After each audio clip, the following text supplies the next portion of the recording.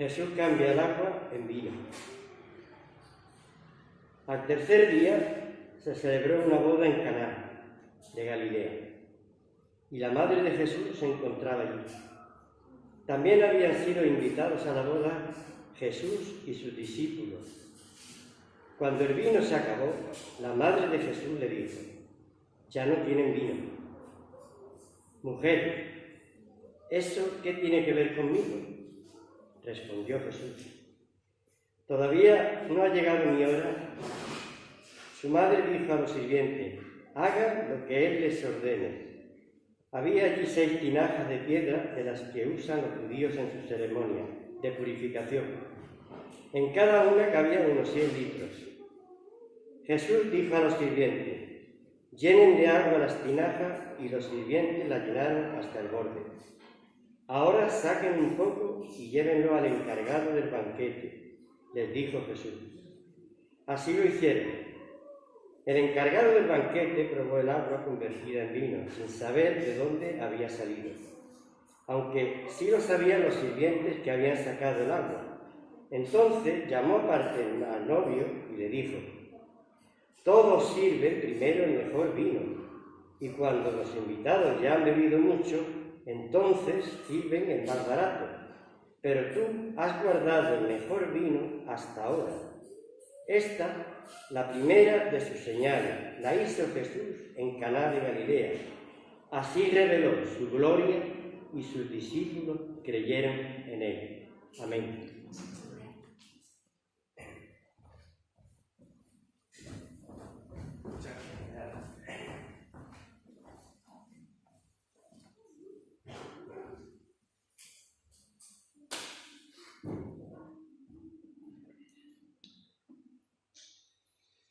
Señor, que esta palabra predicada pueda ser lámpara a nuestros pies y lumbrera a nuestros caminos, que sea conforme a ti realmente y que así nos resulte más dulce que la miel. Te ruego también que no se nos haga pesada en la comprensión, especialmente a los niños más mayores que están atendiendo y, bueno, a cualquiera de nosotros. En el nombre de Jesús, amén.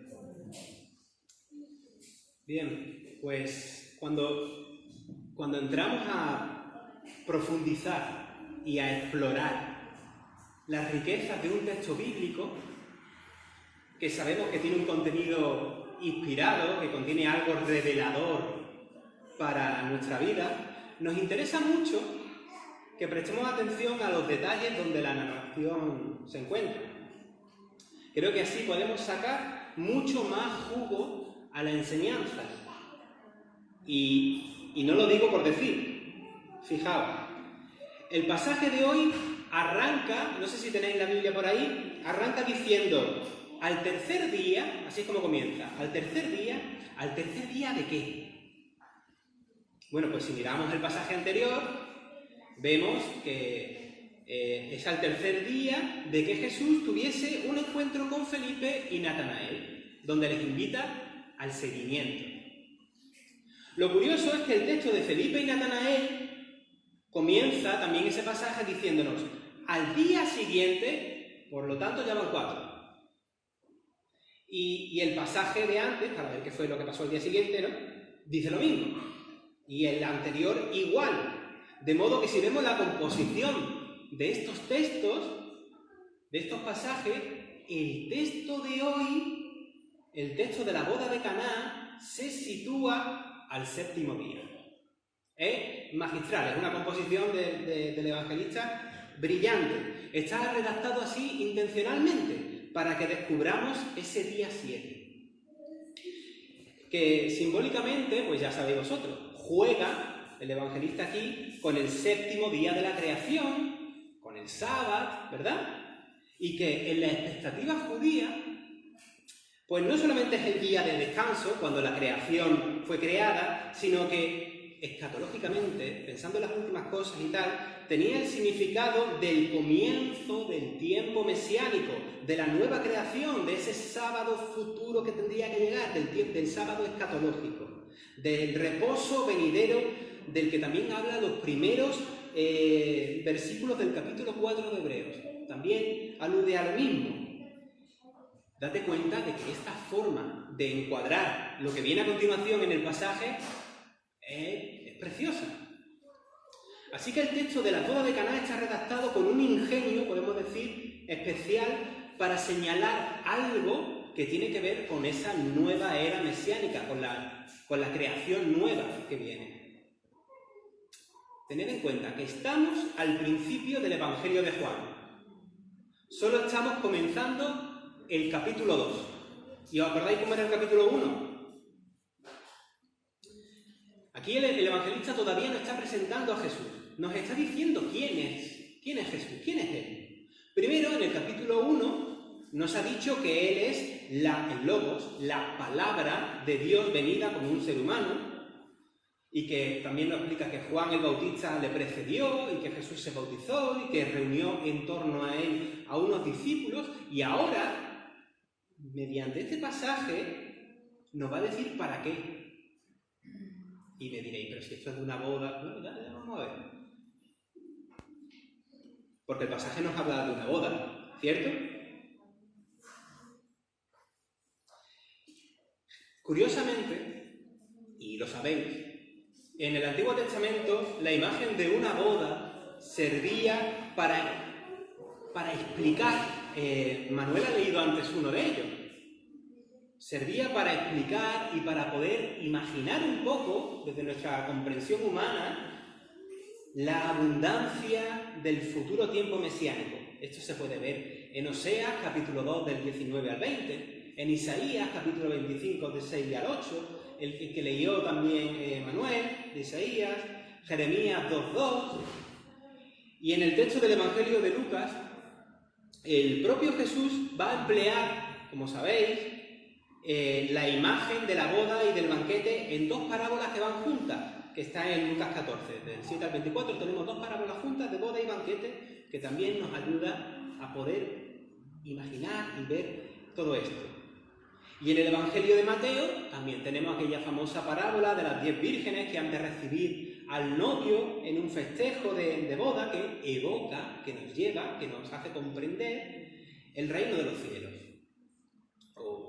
La apertura, digamos, ¿no? Y en Apocalipsis 19, del 7 al 10, nos remite a las bodas del Cordero, la de Jesucristo con la Iglesia. Bueno, os cuento detallitos, que me gusta a mí que sepáis detallitos. La mayoría de los expertos, de los eruditos bíblicos, indican que el Evangelio de Juan fue el último en escribirse. ¿Por qué lo digo? Porque yo sé que hay una teoría de un tal John A. Robinson que en 1970 y algo dijo que no, que el primer evangelio que se escribió era el de Juan. Y no, os digo yo que no, que la mayoría de especialistas rechazan esa postura y no... Sé que algunos lo he visto en internet hablando y no es esa. El evangelio de Juan fue el último evangelio en escribirse. Y se nota en el lenguaje que utiliza, que es un lenguaje que los expertos llaman protonóstico. Y por tanto, los lectores de este evangelio, al ser el último, pues ya conocían tanto las referencias anteriores del Antiguo Testamento, de hecho que hemos hablado de las bodas, como del resto de los evangelios que también utilizan la metáfora de las bodas para hablar del reino de Dios. Por lógica, pues ya conocían todo esto. Y entonces, para el lector de este evangelio, es una sorpresa que estemos al comienzo del Evangelio de Juan, justito en el capítulo 2, y que te encuentres a Jesús en una boda. Una boda que no está en los otros evangelios, solo está aquí en el Evangelio de Juan. Y más interesante aún, y más importante para ti y para mí, es la enseñanza que contiene el pasaje, lógicamente.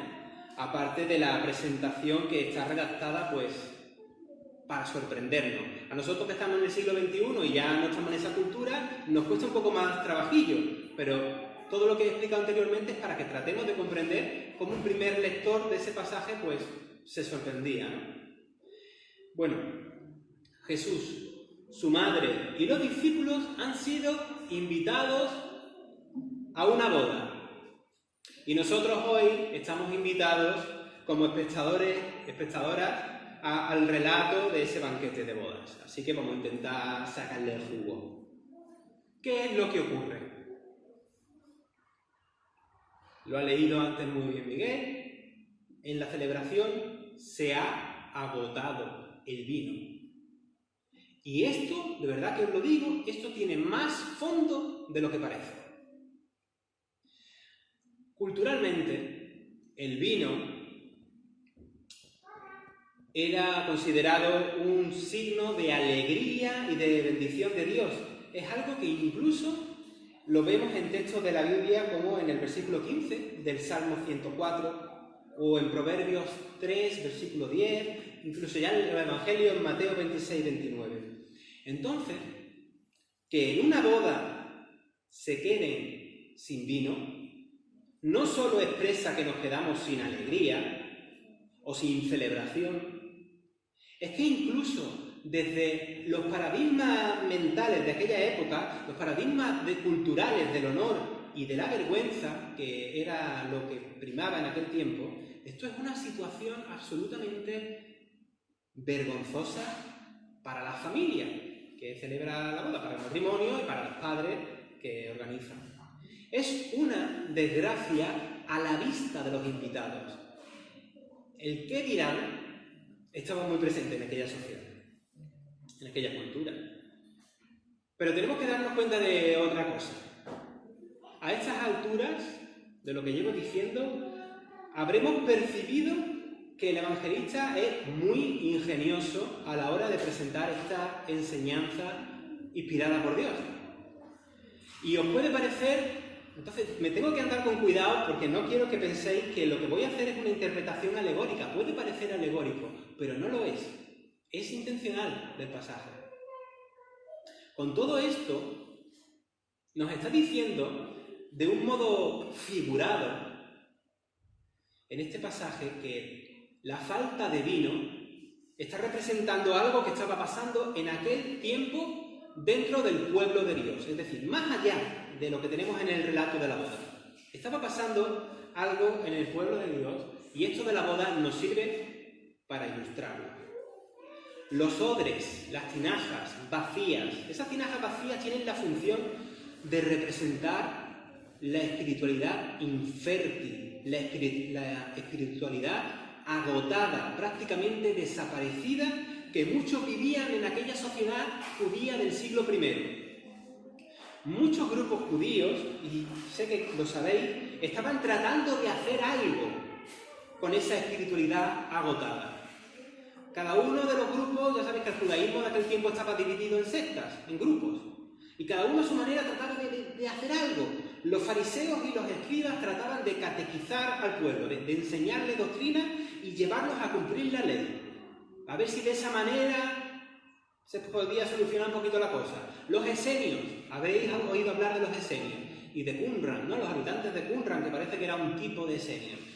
Pues ellos estaban en contra de los sacerdotes oficiales del templo, no estaban muy de acuerdo con ellos y además se retiraban aparte a comunidades retiradas en el desierto para mantener más pura la fe. Al menos ellos lo pretendían hacer así. Pero os digo que eso es solo cambiar las tinajas vacías de sitio. Son expresiones de religión sin la alegría del mejor vino. Y la semana pasada creo que fue, no, la anterior, también hablábamos de Juan el Bautista y su grupo, que también trataba de avivar la fe de la gente llamándola a un cambio de vida. Era necesario cambiar aquella situación. Y todo porque las tinajas de la fe del pueblo estaban vergonzosamente vacías.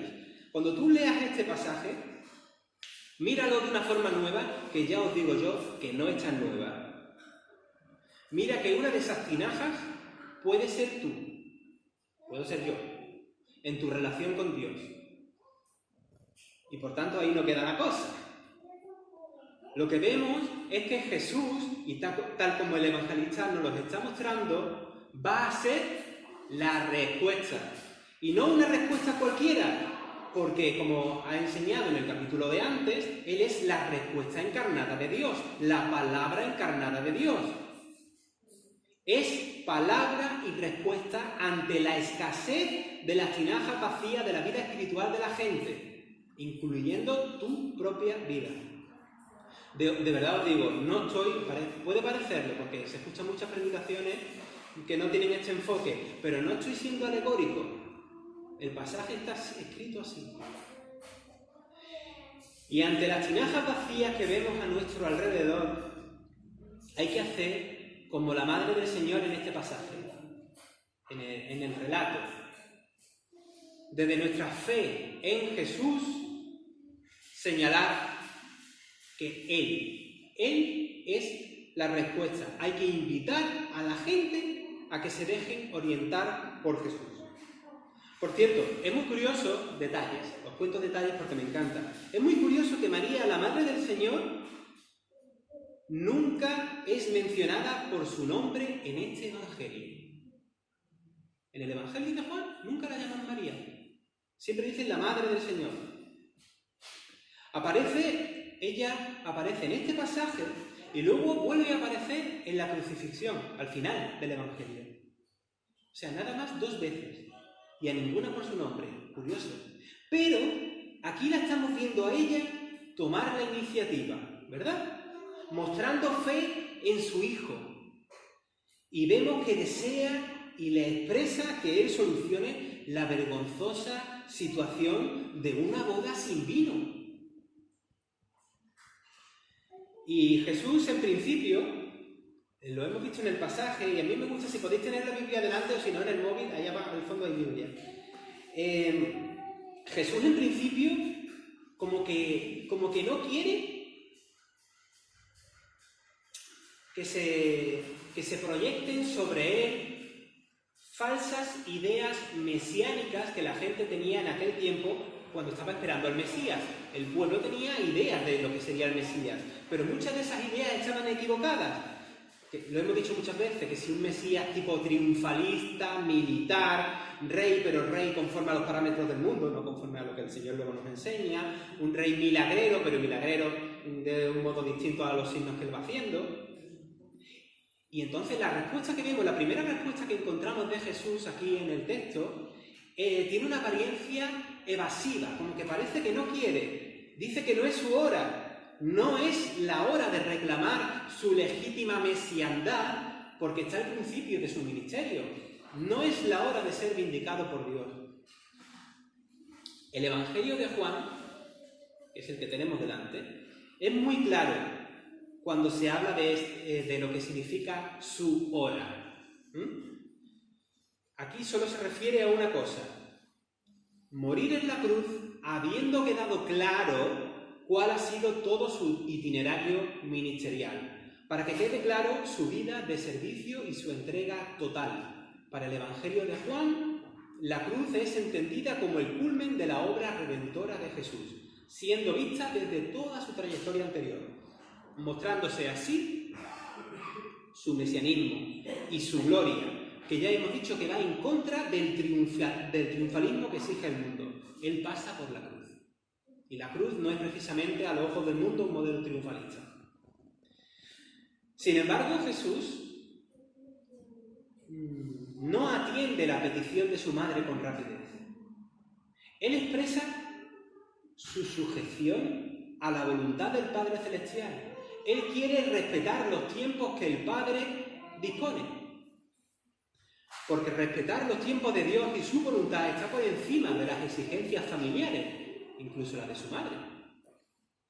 Así que, si Jesús luego efectúa el milagro que le pide su madre, y lo hace, no es que Él ceda resignado a la petición que ella le hace, sino que Él lo hace porque entiende que ese ruego está acorde a la voluntad del Padre, la voluntad a la que únicamente Él es obediente. Y precisamente esto se nos enseña en un pasaje sobre la oración en 1 de Juan 5:14.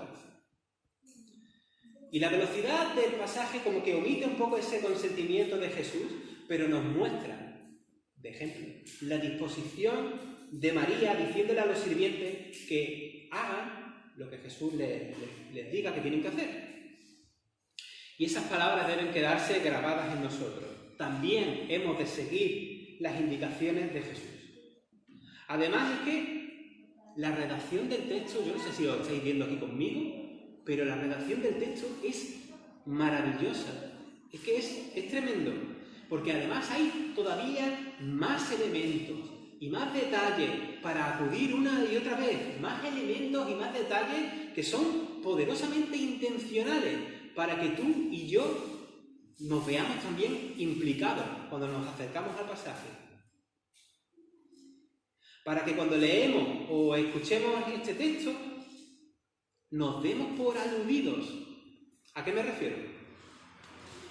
Pues mira, aunque hay otra palabra en griego para hablar de siervos o sirvientes domésticos, aquí el evangelista, para hablar de sirvientes, usa la palabra en griego diácono, que la conocemos todos.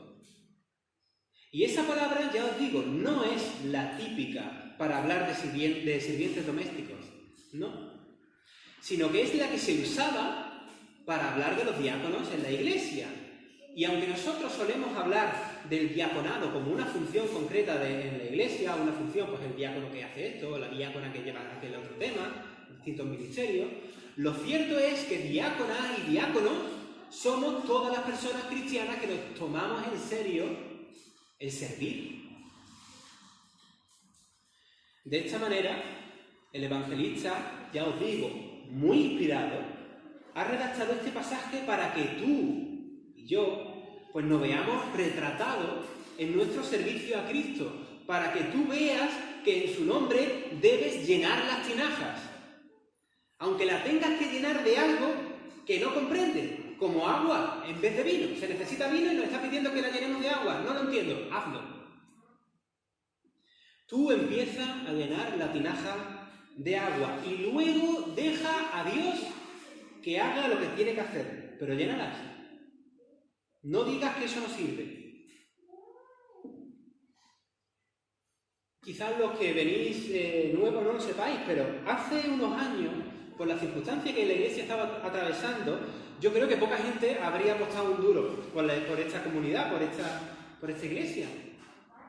Parecía que no merecía la pena hacer nada, y mucho menos dar pasos de fe que parece que caen al vacío. ¿De qué sirve llenar una tinaja de agua si lo que necesitamos es vino? Mira, tú haz lo que te toca. Tú haz lo que te toca y espera en el Señor. Dios hará su parte. No quiero que se me olvide decir una cosa que es súper importante.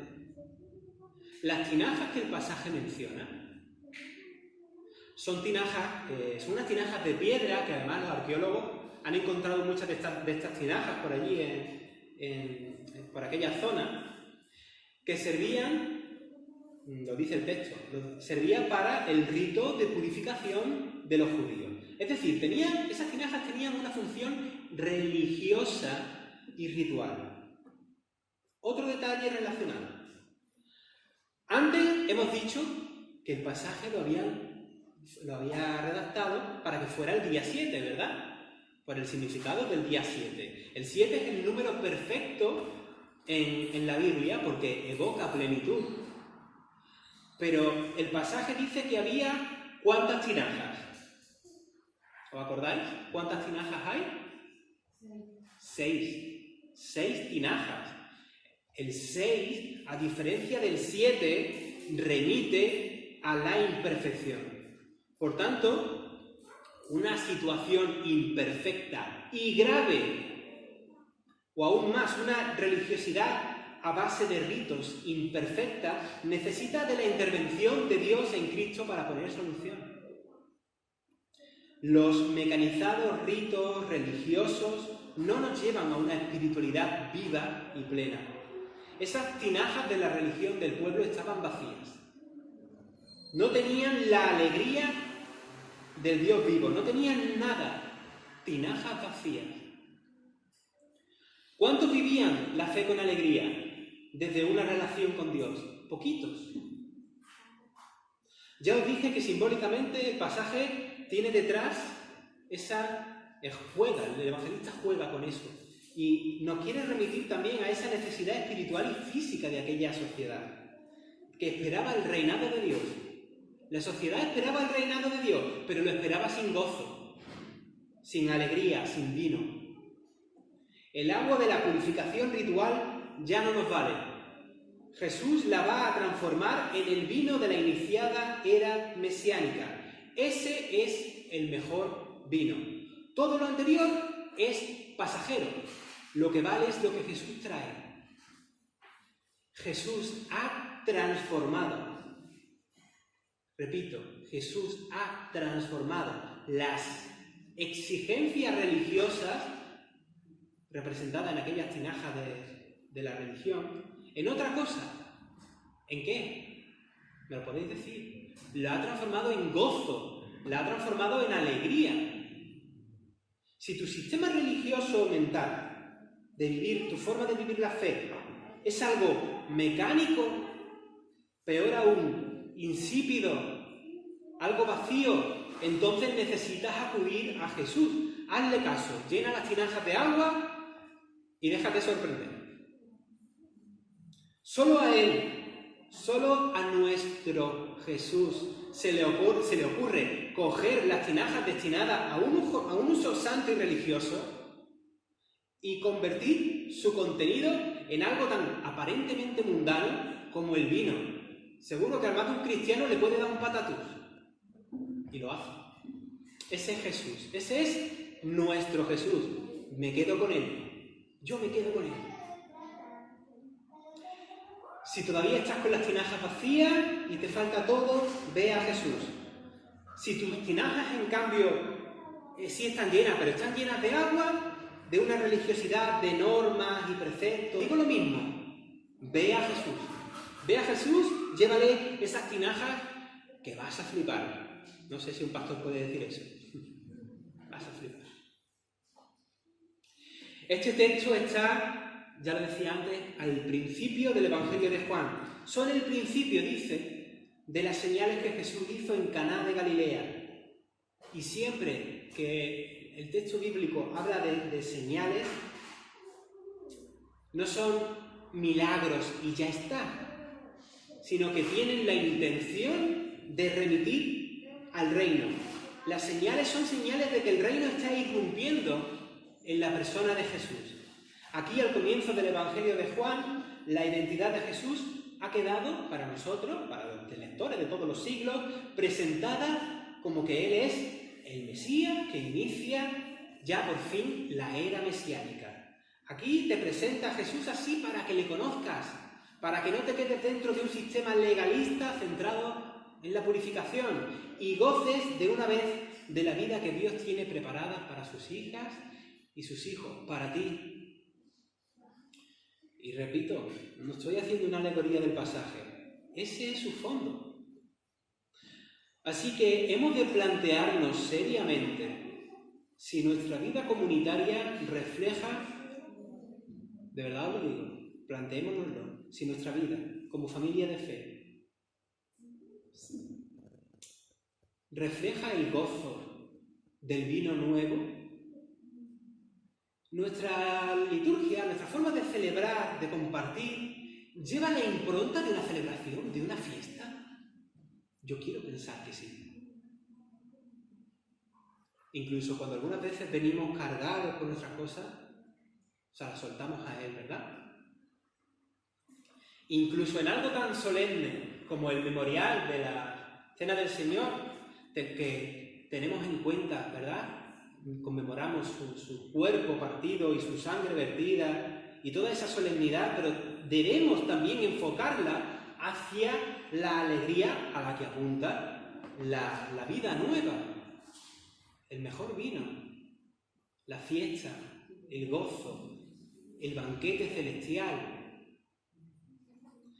Quedémonos con Cristo y su vino nuevo, que su vino es mejor que lo anterior. Soli Deo Gloria.